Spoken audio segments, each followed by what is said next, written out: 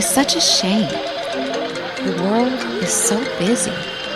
However, it's time for Focus Conversations. Okay.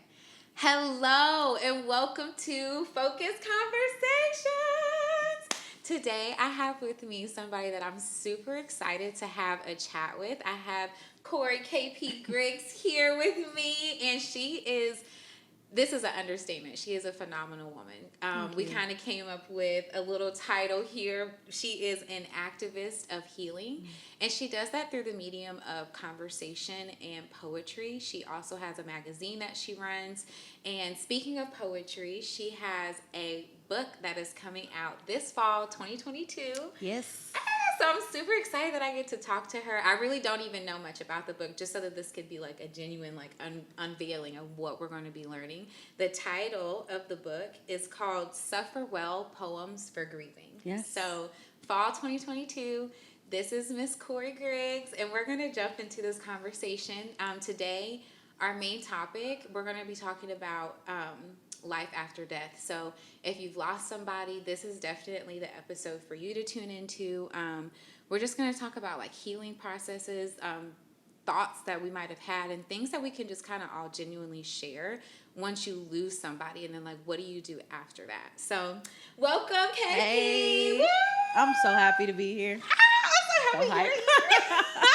No, like really, I don't know. Sometimes I fangirl in like a weird way. I do that for you. No, seriously, I'm really serious. I'm nervous. KP's coming. No. I was like, I got her shirt. I got this. We've already talked. I was like, future, you will design my clothes.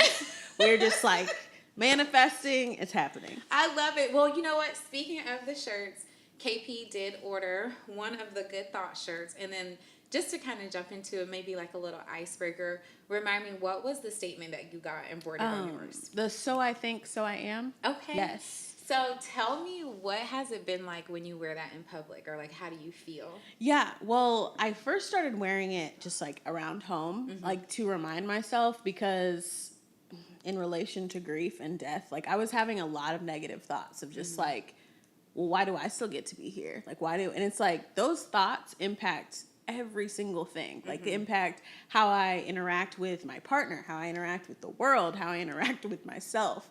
And so I started wearing it at home, just like lounging around. And I would, every time I'd go to the mirror, I would like remind myself, like the shirt would remind me, but I would also just be like, okay, what thoughts are impacting my day right now? And then as I would like wear it out and about, it was funny, like my partner Taryn, he was immediately like, he's like, that's your shirt. Like, he's like, because he's like, your words have so much power. He's like, even if you're not saying them. So it's like, even those thoughts, those are coming out. They're just coming.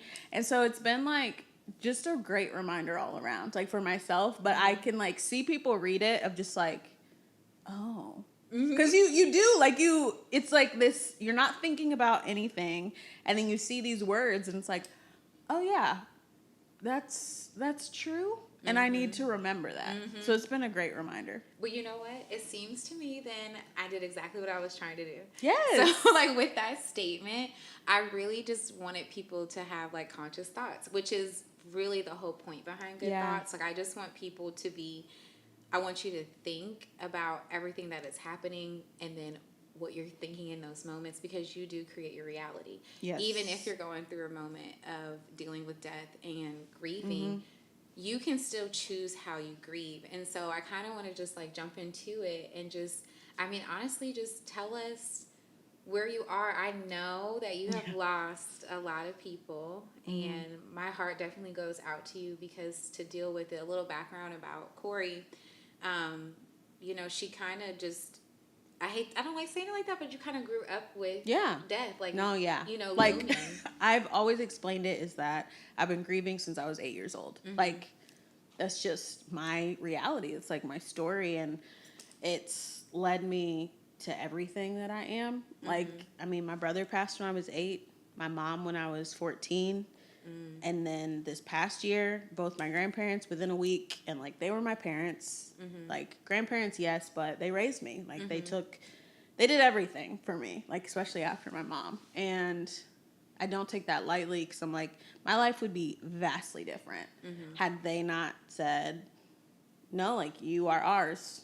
Like, because, I mean, when you think about it, it's like when a parent dies, if you only have one parent, where do you go? Like, you either go into the system or family has to step up.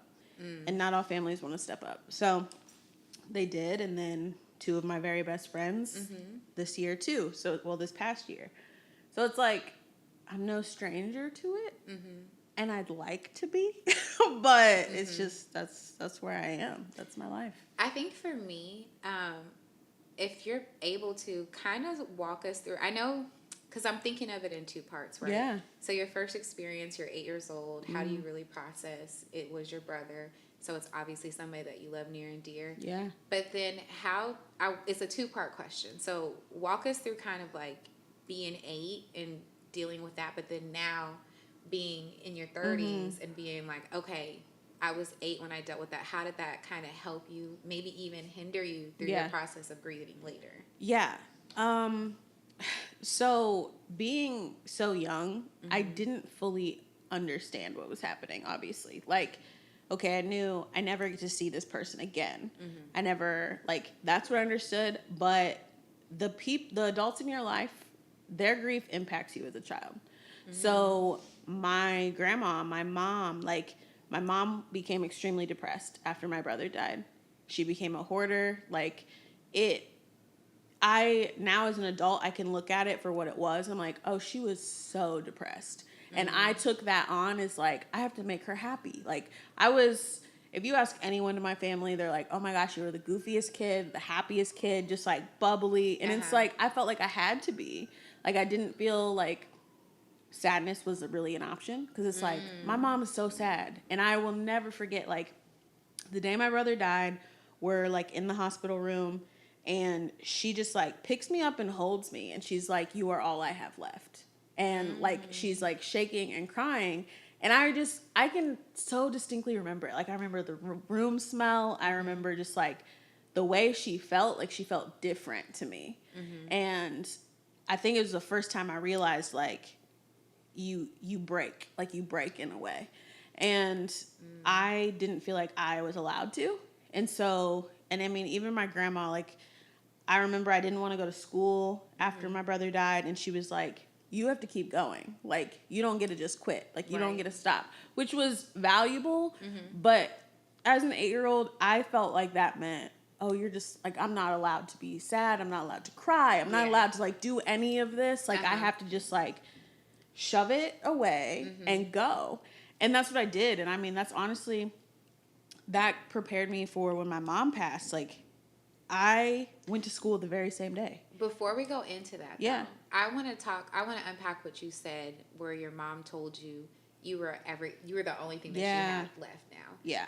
So on top of not feeling like you can grieve, not even understanding grieving, what did those words do to you? Like, what kind of weight did that put on you? Yeah. I wrote a poem once about how, like, I felt like in that moment, I had to become like a pillar. Like, I had to become a pillar of strength. Like, I had no option other than like be strong. Okay. Like, I remember wanting to cry. I mean, like, I can't do that. Like, she's already been through so much. And it's not ever that she said that to me. You know, it was just that I took that on myself of like, I have to be strong for the people around me. I'm all that's left. I have to be careful. I have to be cautious. I have to be like all of these things. And I created all of that. So it's like, I started creating this like resiliency as an 8-year-old. And when I look at kids now, I'm like, they got no business having to do that. You know, like they have no business. So I was always considered like grown. Like, even like with the adults in my family, it was just like, oh, you're an old soul. You're whatever. And it's like, am I, or were my circumstances forced me to become more mature than I really needed to be? And it's probably the second part. Yeah.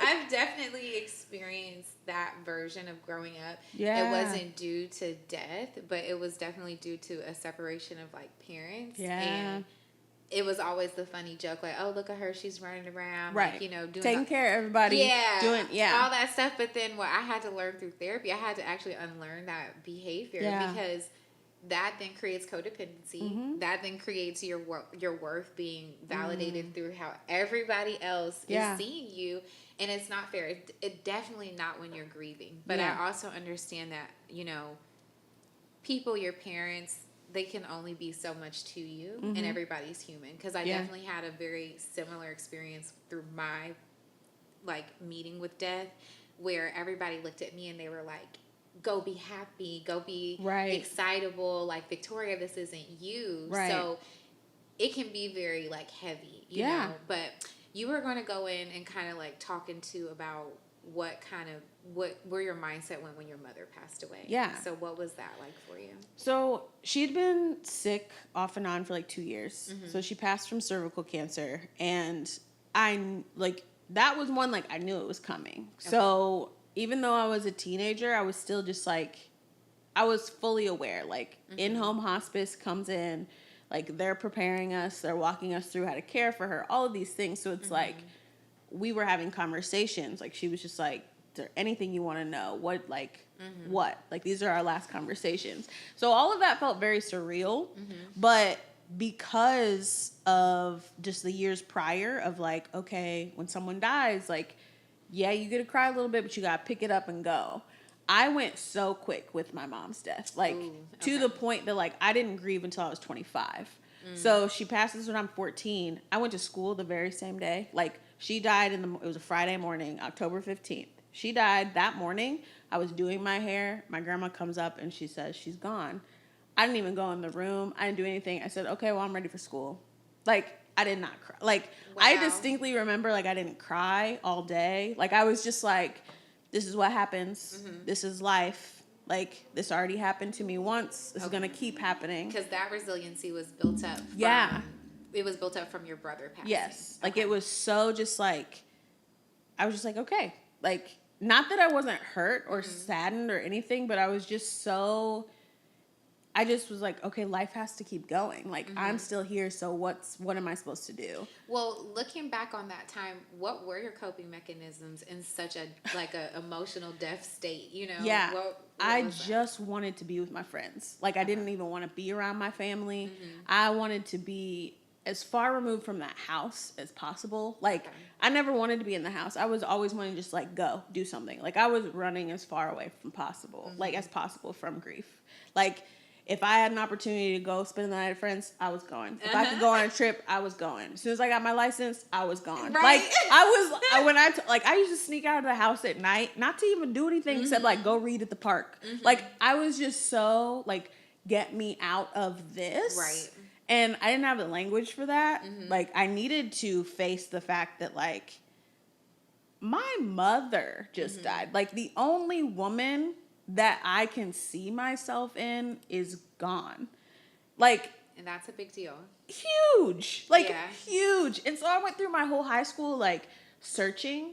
And I didn't realize that I was searching, like, for that love. Like, I was just searching for something that would feel like what she made me feel. Like, she always made me feel so seen, so heard. Like, she was the type of person, like, every birthday went all out. Like, things that only she would know I loved, like, she would get them. I would have them. And so I was like, let me find that person. Like, there's got to be some person that's going to do that. And no. You know, that is so similar to me. And so I'm this might be in a before episode, or maybe her episode comes first. Who knows? But I've also talked about my experience with death. And for me, I lost, like, my first love, my first boyfriend, who I was just, like, he helped me through so many, like, huge things. That losing him felt like my whole life was crumbling. And so I totally understand, like, being like, okay, I'm just going to get up and start going back to exactly what I was doing. But you can't do that when you've lost somebody that's like helped. Well, yours is completely different, right? Yours is your parents, so she's molded your whole life, you know. But, like, for me, I stopped an eating disorder through that relationship, you know. And so I can relate when he passed away. There was a time, it was summer break, and I like literally never came back home. I was actually staying with like, I call her my godmother. Yeah. And I like almost ruined that relationship because I just was so depressed. And I would just like, I wouldn't want to be around anybody. Yeah. And she wanted You to be isolated. around me. Yeah. Yep. And Yeah. I think what I'm trying to get at, I just want people to understand that isolation is I think it's a big part of grief. It's huge. And I think you need to isolate. I do, but there's like, but not for too long. yeah, there's balance. Yeah. There's balance. It's like, don't go too long where you literally don't have anybody. Exactly. Yeah. Because Yeah. I think, It's what ugly. do you think about this? Because do you think that people in your life who are, you know, like second-handedly dealing with your grief, do you think that it's fair for them to quit on you for grieving or like just being so separate from reality for a long period of time? I struggle with this question only because I know that not everybody has grieved. Like, and so I do have grace for that of like, if you don't know what someone's going through and they can't communicate to you what you're going through, what choice do you have but to make whatever choice is best for you? And that can be hard. Is like, I've always been the perfect person that's grieving. And so I've lost so many people because they're just like, what's up? Like, are you going to talk again? Are you going to like come hang out again? What are you going to do? Like, are What you was just that going to like for you? awful. Like, especially this past grieving. So, because obviously, so when I was a kid, I just wanted to be with everybody else. Like, I wanted to be with my friends. I was so active, sports, trips, everything. So I don't think that the people that knew me then even realized that I was grieving because I wasn't. Right. And so then once I became an adult and had to like actually start grieving, I realized like, oh, I can't be around anybody. Like, I have to fully go inward, process all of this. And it's like, it's not just one death this past year that I was processing, it was 4. Yeah. So it's like, I could never tell if I was crying for this person or if I was crying for this memory. Like, I couldn't even tell who I was grieving in a moment.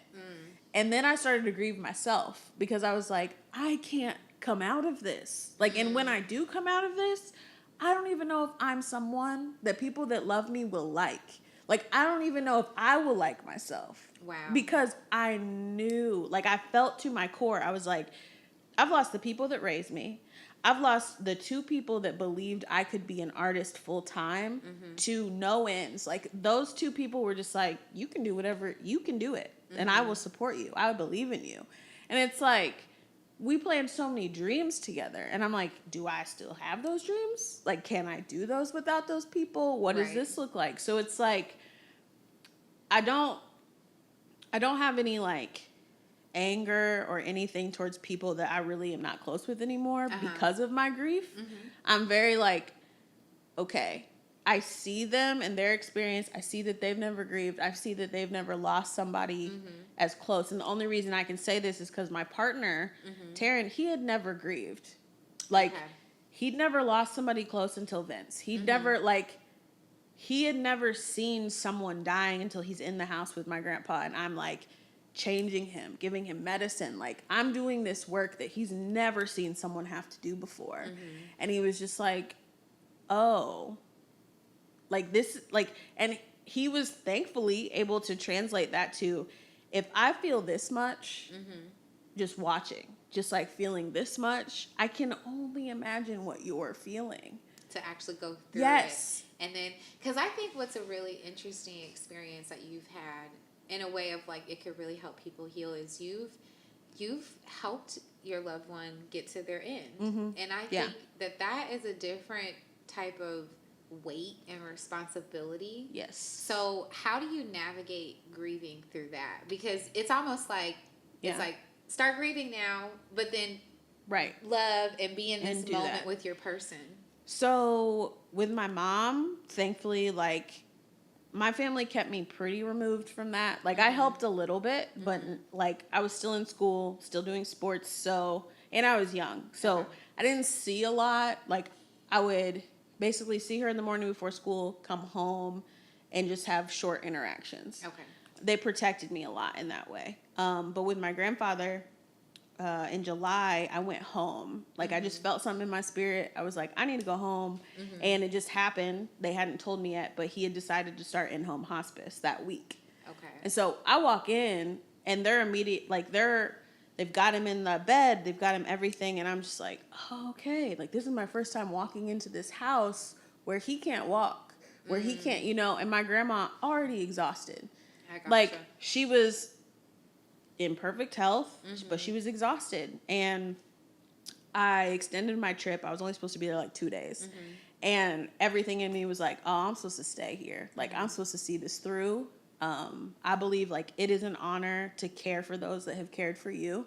Okay. Like, they raised me, and if I can walk them to their end, even if that means, like, changing their diapers, even if that, you know, like, these That's really, beautiful, yeah. really hard things that we don't think about doing, but they did for us when we couldn't do for ourselves. Exactly. So it was really like, I don't even know how to explain it. Like, I wasn't thinking about grief in that time. I was just thinking, like, this is an honor. Like, that's what I kept saying to myself. I was like, it is an honor to care for those that cared for you. It is an honor.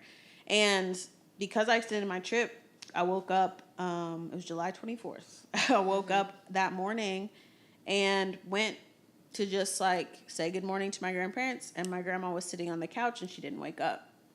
So I found her, and that's an experience that I really don't wish upon anyone, is to, like, find any loved one, because you're like, I'm convinced, like, your brain can't possibly process what is happening because you're like, no, I went to sleep and you were fine. Yeah. Like, that's all that I could, like, I was like, I went to sleep and you were fine. And then I'm having to think, my grandpa is laying over here dying. Yeah. And I have to go tell him, like, he was fully cognitive, just his body was giving away.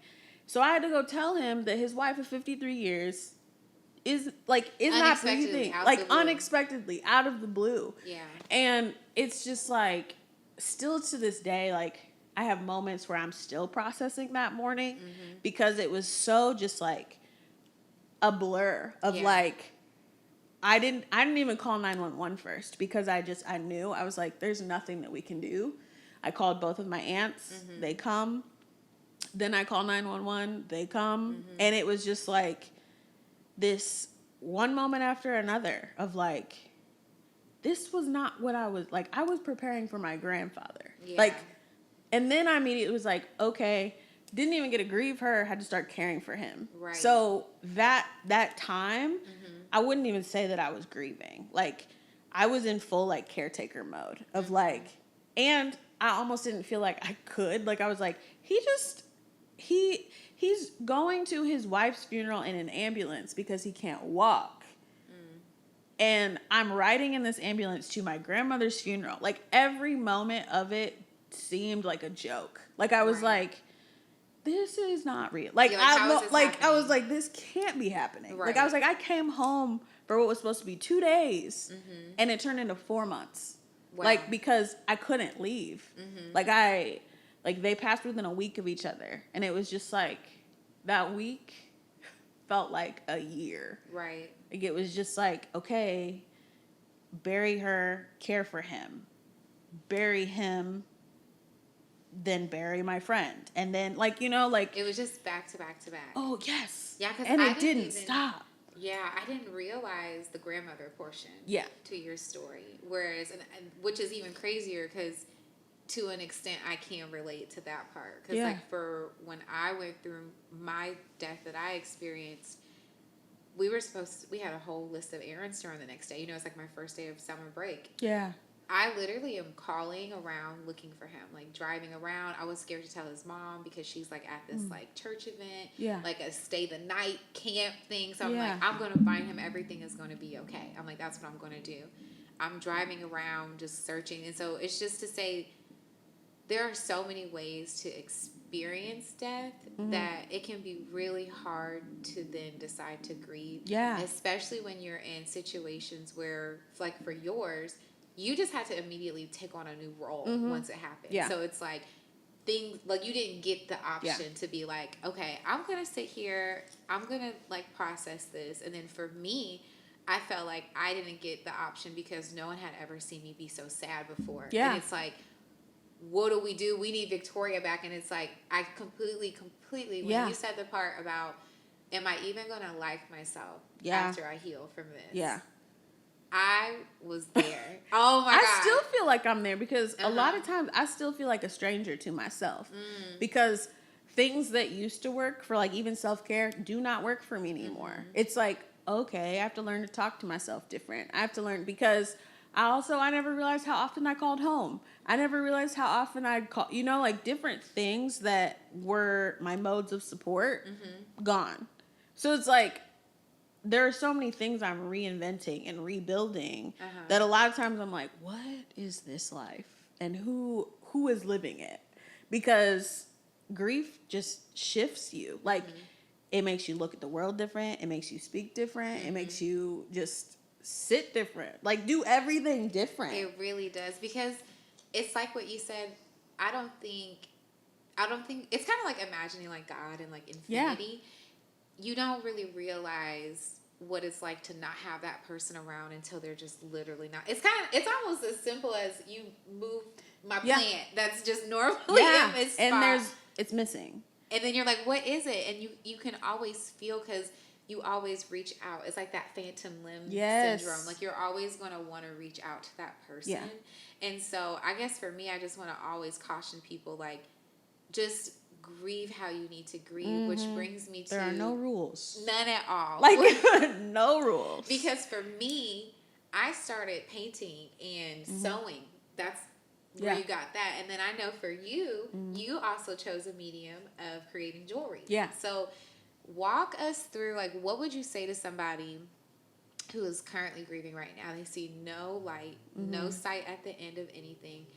How did you go about finding your grieving process? And because I know you also mentioned on your social media, you even took a pause from that because you had to like reset who Korie was. So walk me through that.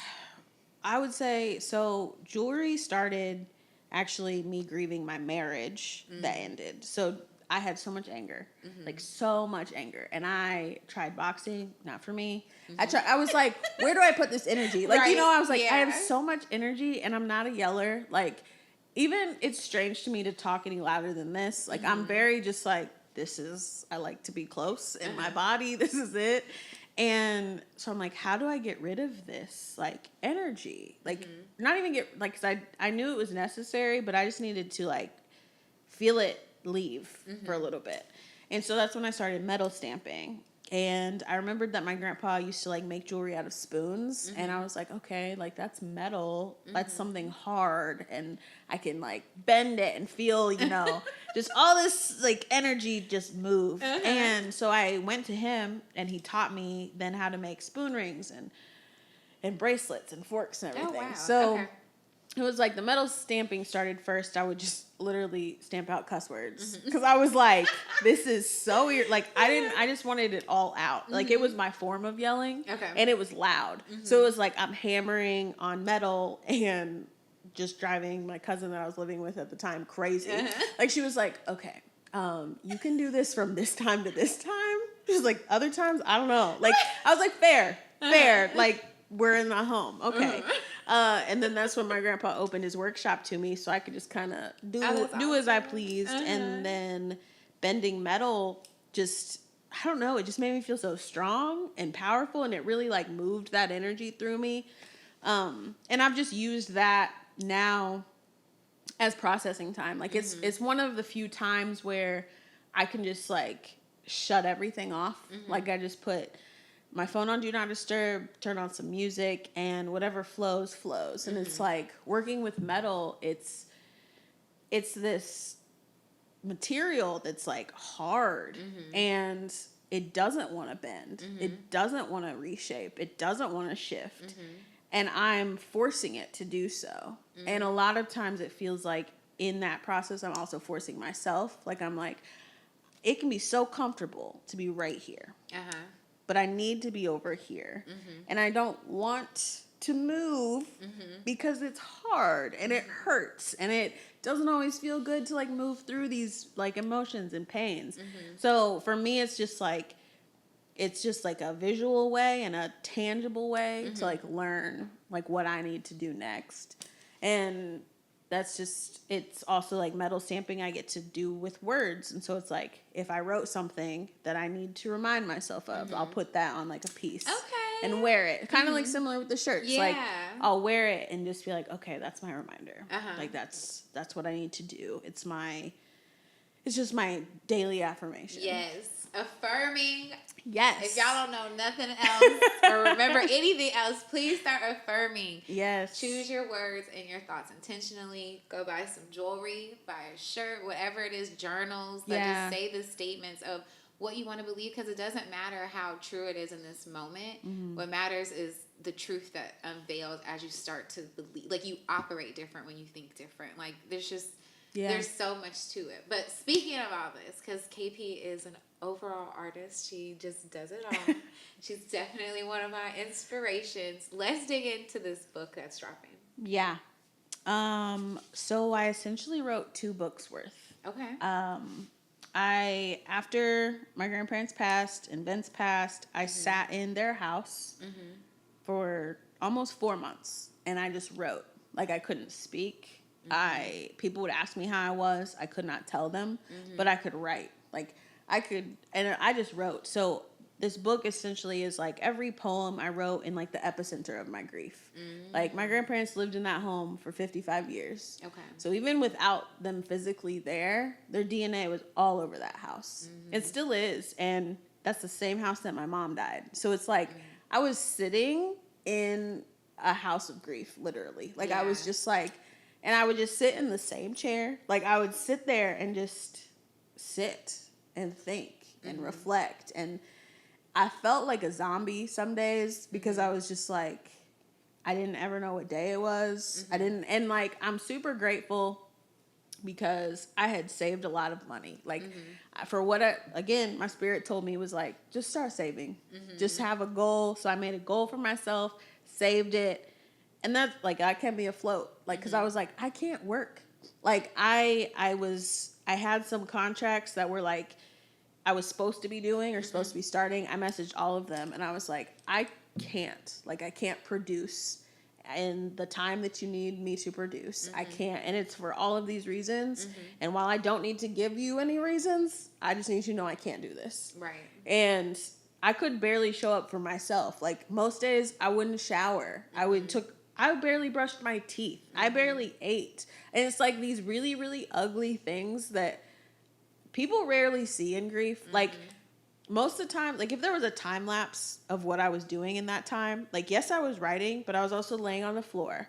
I was also crying. I was also just like sitting in a stupor, rarely changing my clothes because where was I going? If I did sleep, I just got up in the same clothes. Like, it was gross. Like, it was so... But it's real and it's authentic. Yes. Because I went through the same thing. Yeah. Like, I remember thinking to myself, like, this is how people get bed sores. Like, my body hurt. Yes. Because I was just stuck. Yes. I couldn't get up. I couldn't do any... Like, I didn't eat, what was it, for almost a week and some change. However long from when I found out until the funeral, because my friend drove up and I finally ate with her. Yeah. I literally didn't eat for over a week. Like, that's what happens when people die, and that is okay. Yeah. It is okay to isolate, become a zombie. Yeah. Not necessarily starve yourself, but just whatever your body needs to do. It's a response, Exactly. That's literally what I'm saying. It's like it's a shutdown response because your body is trying to process something that just...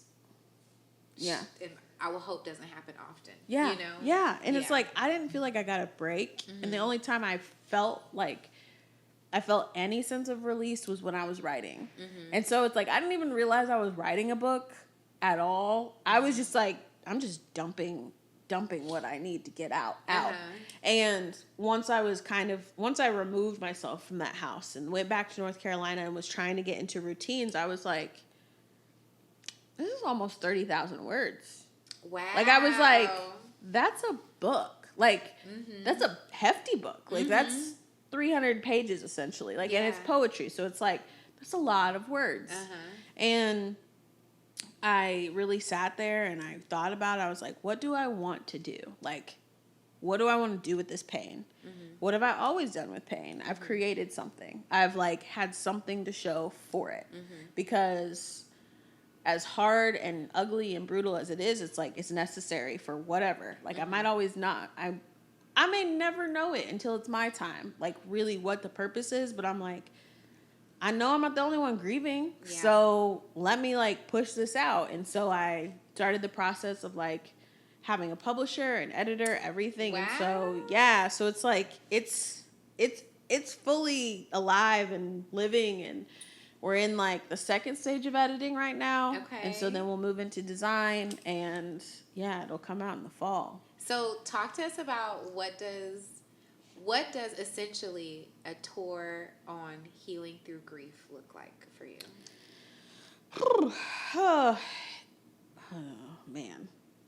It's taking my time first and foremost.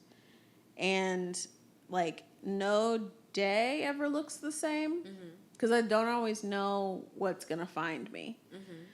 So when I'm, for instance, like you saying that like your body started to hurt, like that right now, I'm in the stage of like healing my body from that time because I already deal with chronic pain, and that's also from grief. Like I hold my grief like in my hips. Okay. And so for me, I have to be really, really conscious of like, how am I moving? Like, am I moving? Okay, let's move. Like, have you washed your face? Like, it starts, like for me, it starts with these like very mundane, very simple acts of like self-love, of like, did you brush your teeth? Did you drink water?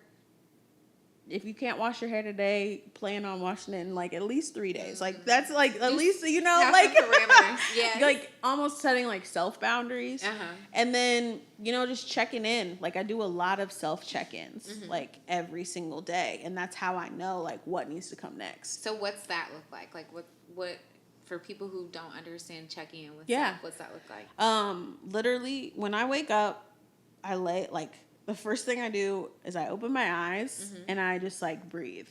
And I'm like, oh, I'm here. I'm in my body. Like, and it's my like time to also like just give gratitude to the fact that like, this is another day. Okay. And then I usually sit on the edge of my bed for a little bit and I'm just like, how's my body feel? Like I just kind of move a little bit, shake whatever out, and it's like if I feel pain somewhere, I'm like, okay, that's what I need to tend to first. Okay. And so then I usually move into my yoga practice, and that's where I'm like literally stretching through whatever pain I'm feeling. And that's kind of the body check-in, but also in that time, because I'm being like super conscious of my body, I'm also been learning like, what am I feeling? Like what is my mind playing tricks on me today? Is, you know, like, do I want to be around people? Do I feel like I can? Like, and I'm really, like, I love coffee. So, like, that's part of my ritual, too. It's like, do I feel like making coffee or do I have the energy? Because if I don't, then I'm just going to, like, pour a cold brew. And it's strange, but it's like, that's how I kind of measure my mental health for the day. Like, if I have the energy to make a pour over, that takes more time. And I'm like, oh, like, I'm feeling good today. Like I'm okay, I'm moving, grooving, whatever. It's like, but I don't judge myself if I don't have that energy. It's more just like, okay, so we need to take more time today. Like we need to move slower. I like what you said there because you made that very practical and very simple. It's like, do I have the energy to do the things that I like to do normally? Yes, yeah. But then you take it one step forward because I think like, because when we circle it back, like how do you heal through this?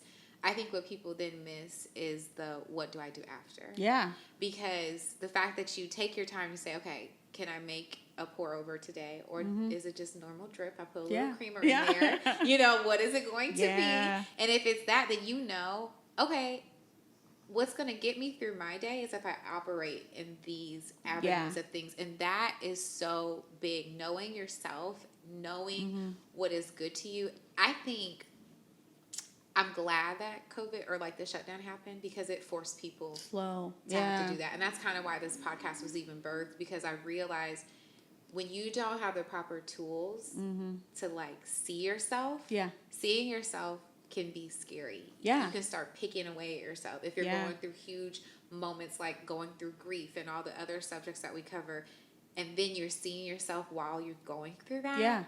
That is scary, and it's hard if you have no. And another piece is like with my two friends that passed. The way that they died affected me and me wanting to slow down too. Like they were moving too fast. They and it's not that like that's a negative thing. Like that's sometimes just people's personalities. But I can remember having conversations with them of just like, slow it down just a little bit. Just enough to really know what's the next thing. Like really, really know what's, and not to say that means it could have been avoided, whatever, because everything happens for a reason. But I think about that so often. And I also think about like, if you don't have the proper people around you to hold you accountable to that, I had this realization the other day that I really do believe that you are also always supposed to have at least one person near you at all times that really loves you. Okay. And that like you love as well. Because like love is a protectant. Like there are things that aren't going to happen if somebody is around you that loves you. There are things that like you aren't just going to act out of character because this person that loves you is going to call you on it. Like, because like for me, that's just like so important. And so it's like, I try to be really mindful of that too. It's like, do I have people around me that are going to remind me like, you don't have to go any faster. Like you can slow down. Like you don't need to hurry up, because there were people in my life this past year that were just like, so like, what's going on? And there are people that like said to my partner, like, she shouldn't be shutting down on you like that. You don't deserve that. Like, and to know, like, I found that out after the fact, but it was just like, they weren't loving me. No. Like, they weren't, like, I get it. Like, they were trying to support him, but he also didn't need to hear that. So it's like, he's trying to navigate, how do I actually show up for her when she can't even show up for herself? Like, all of these things. And so it's like, I've taken it even further of like, okay, if I'm doing this self-check-in, I need people around me as well that can see that with me and help me to know like, I don't have to go any faster than the rate that I'm going right now. Exactly. Because you get caught up in what everyone else is seeing and or wanting for you. And it might come from a good place, but it goes back to what you even said earlier, where some people just haven't gone through what you've been through. And I have become very protective of my speech when I'm going through things that even somebody has been through, because it is a fragile time. You are affecting people if you're really close to them, if you're really like, there's love there between. We've talked about hitting these. Y'all the only one been beating this thing up. I was like trying to go around it. Girl, I'm just like, and then you talk about it. No, but it's just, you do need foundation. You do need support. And I'm glad that he even shared that with you later, because that even then just goes to show he was really down for the journey of like figuring out, how do I be here for Korie, even though I have never experienced 100%. Something so heavy. And I feel like if that's like my one prayer for anybody going through something like this, is that you have somebody there that's just like, how do I love you now in this season? Which now brings me to the last portion of the podcast. Unless there's anything else that you would like to share on dealing with grief, and like maybe, because also too, anybody that knew Vince as well, that was my friend as well. KP obviously knew him like way longer. They went to school together. A little background on like one of the recent deaths that she's gone through. And he was a really great guy. And I just want to say, I understand what you're saying about having people that you love around you. Yeah. Because this world is like really crazy. I understand having like a good time and stuff, but you have to read your rooms, and you have to have somebody by your side that's going to be like, you acting up. Right. Whether it's like, let's take it back. Yeah. Let's, whether like, you've gone down like this deep hole of like being sad, or if you're just out and about. Yeah. So, I appreciate you for sharing that. But do you have anything else that you want to share on grief or in? Yeah, I mean, really just take your time. Like, that's something I can't express enough for people, because I would get so caught up in like, I'm not producing at the rate I'm used to producing. I'm still in that state where I'm like, I've been known as the hustle queen. Like, and what's hard, is like people's perception, like social media, internet, it's not real. Like it's not reality. It's this moment. It's literally this moment. And it's like, okay, I would have people being like, I'm so proud of you. Like, you're so inspiring. You're doing so much. And I'm sitting on the couch like, I'm not doing anything. Like, and that was hard for me because I was like, oh, so I'm supposed to be doing more. And so it's like, no, like that's a reminder I have to tell myself all the time, like take your time because the grief is not going anywhere. No. Like you are going to grow. And it's like that, there's that image of like grief in a jar. It's not that the grief shrinks, it's that the jar gets bigger. And so like it's, that. so it's just like, you're going to grow around your grief more, but it's like, it is not going to happen in like 4 months. It's not even going to happen in a year.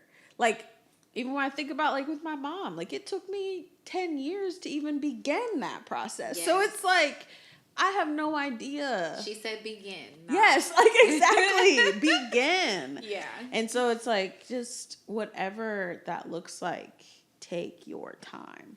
I love that. Yeah. That's definitely what I would leave people with too, because through even because Kyle, that was his best friend. Vince was his brother. And so for me, what I saw in that moment, I realized that all the years prior, I didn't even know how to grieve. Yeah. Because I went through it. Like, I went through a 5-year-long depression with it. But even with that, it was still, like, in the back of my mind. Until I had this, like, really, like, I call it a personal moment with God. Like, I was in the bathroom. And I just saw this flash of protection. Like, all the people he, like, protected me from. Because, like I said in another episode, I gave up on God when I went through all of that. And I've been there. I was like, I'm not, you don't care about me. You know what I mean? Like, why am I being abandoned so much by people that I care for and now they die? Yeah. I'm like, I feel that. Yeah. I feel that. Well, and that's interesting you say that too, because I did that with the death of my marriage. Like that was I was like 25 and that's when I started grieving my mom. And I was just like, God would not do this to me. Like what? Like I've been told it's been spoken over my life. Like God has a plan for me, all these things. Like, and I was just like, well, then I guess there's no God because my God would never.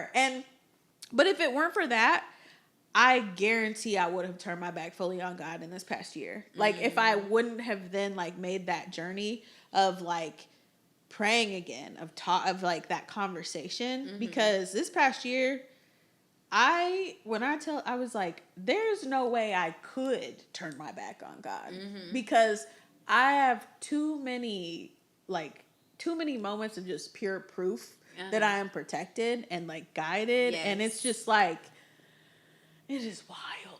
I believe it. Yes, I totally understand. I totally get it. God comes and he forms your life in a way where, what do they say? It's like if you have a plan, you might. Oh, yeah. Like, you laugh. Like, God's gonna laugh. Because it's like, that ain't my plan. Right. Like, funny. Actually, press that right there.